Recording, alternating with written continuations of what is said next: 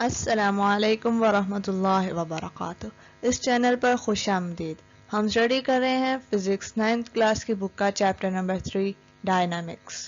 Last lecture Newton's laws of motion part 2 में हमने discuss किया था सेकंड लॉ ऑफ मोशन को, और उस सेकंड लॉ ऑफ मोशन की मदद से फिर हमने फार्मूला ड्राइव किया था फोर्स का, और उस फार्मूला की मदद से हमने फोर्स का यूनिट जो है वो फाइंड आउट किया था, और हमने पता चला था कि यूनिट जो है वो न्यूटन है। फिर हमने न्यूटन की डेफिनेशन बयान की थी।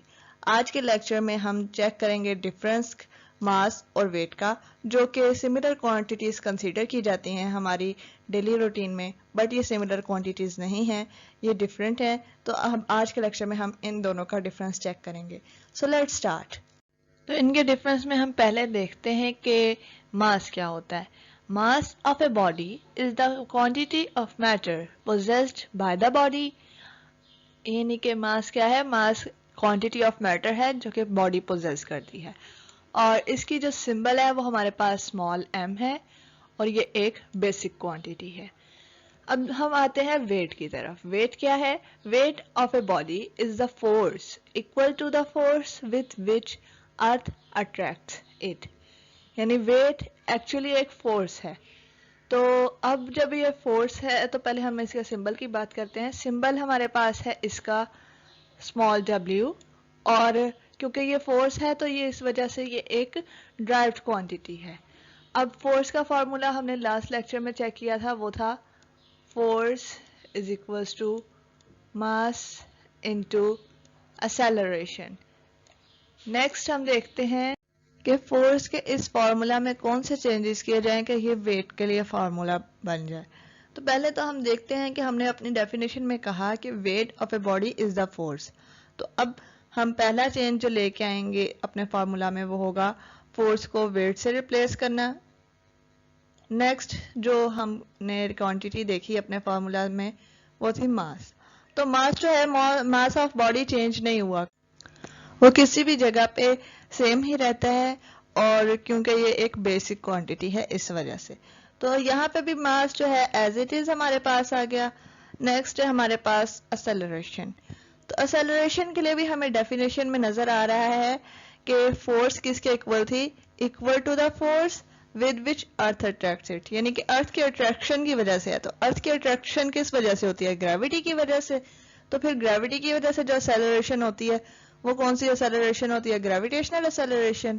तो हमने इस एक्सेलरेशन को ग्रेविटेशनल एक्सेलरेशन के साथ रिप्लेस किया, तो हमारे पास एक नया फार्मूला बन गया जो था weight is equals to mass into gravitational acceleration. यह हमारे पास आ गया वेट का फार्मूला। इस फार्मूला की डेरिवेशन के बाद हम मास और वेट का नेक्स्ट डिफरेंस चेक करते हैं। जो ये है हमारे पास कि मास एक स्केलर क्वांटिटी है, यानी कि इसकी डिस्क्रिप्शन हम सिर्फ और सिर्फ इसके मैग्नीट्यूड की मदद से कर सकते हैं, और इसकी डिस्क्रिप्शन के लिए हमें इसकी डायरेक्शन की कोई ज़रूरत नहीं होती।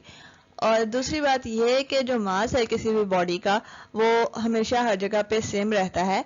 ये नहीं कि चांद पे कुछ और है तो ज़मीन पे कुछ और होगा। ये जगह के चेंज से मास में कोई चेंज नहीं आता।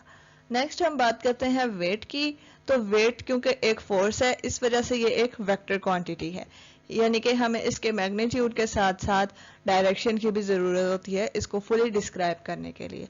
और इस चीज़ की जो वैल्यू है, हमने जो फार्मूला ड्राइव किया था जिसमें हमने कहा था weight is equals to mass into gravitational acceleration, ये हमें बताता है कि जो वेट है वो ग्रेविटेशनल एक्सेलरेशन पर डिपेंड करता है, यानी कि वैल्यू ऑफ जी पे डिपेंड करता है। जो वैल्यू ऑफ जी है, क्योंकि ये डिफरेंट जगह पे वेरी करती है, जैसे कि अर्थ पे हमारे पास 10 मीटर पर सेकंड स्क्वायर हम जनरली लेते हैं, लेकिन मून पर जो है ग्रेविटेशनल एक्सेलरेशन डिफरेंट होती है।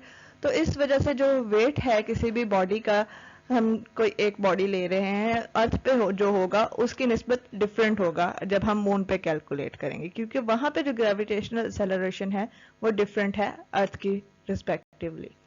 नेक्स्ट हम बात करते हैं मास और वेट के ऐसे यूनिट्स की और उन मेजरिंग इंस्ट्रूमेंट्स की जिनकी मदद से हम मास और वेट को मेजर कर सकते हैं।